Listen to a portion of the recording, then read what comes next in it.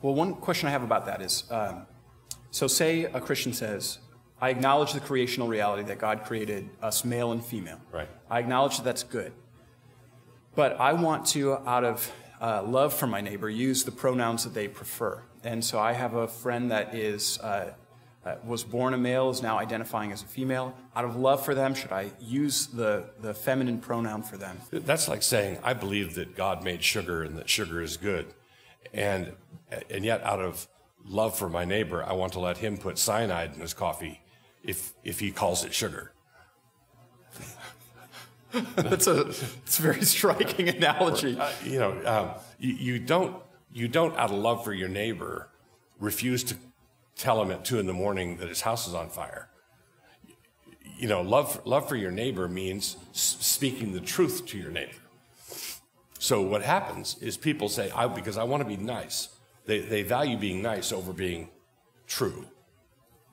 And so what they're saying is, because I love my neighbor, I want to lie to him. For the next 10 years, I'm going to lie to him. And I'm sorry, love does not lie.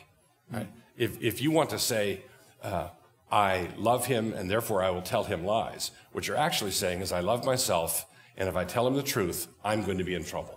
That it's like a sub-biblical love. It's something other than love, because love rejoices in the truth. Right. So in Proverbs, it says the man who refuses to discipline his son hates his son.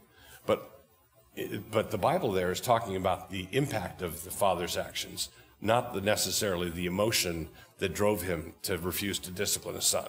Oftentimes, a father who doesn't discipline his son is being sentimental or too emotional about it. He would call what he's doing love.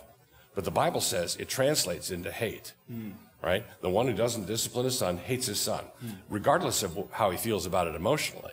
So if you have your heart goes out to someone who's confused on the pronouns and who's demanding that you use the pronouns that they have assigned to themselves, if you go along with that, that's the last thing you are, is loving.